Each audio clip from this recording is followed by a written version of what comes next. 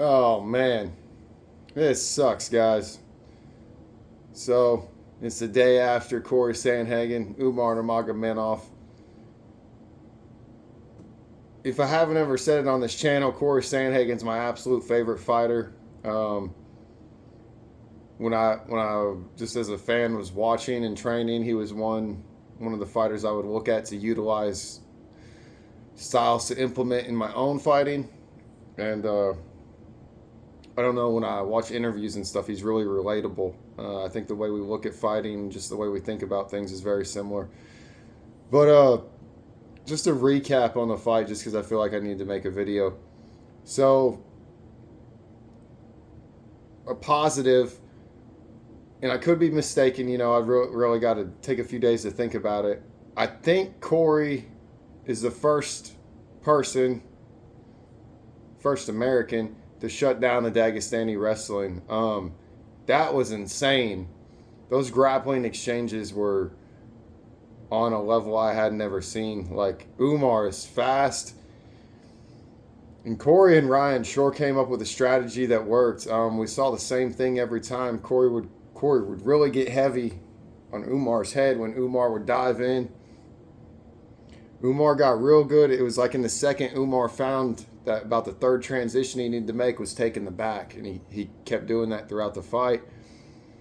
And when he'd take the back, if they'd get to the ground, Cory would end up pulling on a leg, one of Umar's legs, between his legs. I need to figure all that out. That was just interesting. I hate grappling, but I need to figure all that out. And something that no one's going to give credit to. We've now seen what can stop that wrestling. Like, we saw a little bit, Dustin did a little bit with Islam.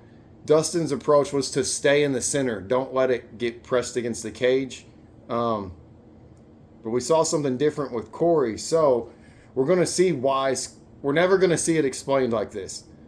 But we're going to see wise coaches take those performances and apply them to their training and fighters. And we're going to see a way to combat that Dagestani wrestling. Like, next year is going to be really, really interesting. But in the end of Cory and Umar, man, it's hard. It's hard to say, but Umar ended up winning that fight because he outstruck Cory. I don't think any of us would have thought that would be how Umar wins the fight. Umar's a lot smaller than Cory, at least in height and arm length.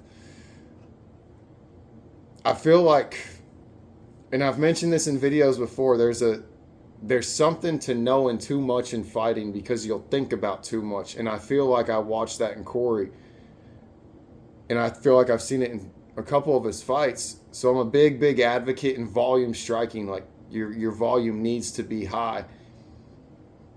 I watched in rounds 4 and 5, I watched Cory go a minute plus at a time without throwing a punch. And it wasn't a grappling exchange going on.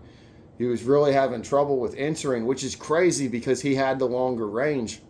But it's like, I was even watching Cory shell up to close range and get in too close and then still not throw a punch.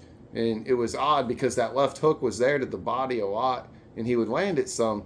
But, man, if I could have a conversation with Cory right now, I would tell him the one thing to do different in closing that range right there. If he's shelling up to find his range like I felt like he was doing at the end, instead of just watching it all, like watch it all occur, but use a shove or a push to create a shock and then capitalize on that shock while the range is closed. When Cory was trying to close the range after about the second round, he was eating that cross. Umar would step into it sometimes, so it's kind of like a cross turning into a jab, but it's really heavy. And it felt like it got Cory gun shy. Not in the sense that he was scared to get hit. It wasn't that. He was overthinking, well, I'm getting hit in this exchange and then losing this exchange, so what do I do different? And he never found anything different. But, man, that sucks. That sucks. I was really hoping we were going to pull that one out. But that's how it goes.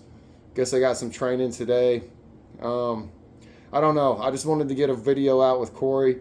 Feel free to share your analysis on it. What do you think was the deciding factor. Surprisingly enough, I think the deciding factor was Umar striking.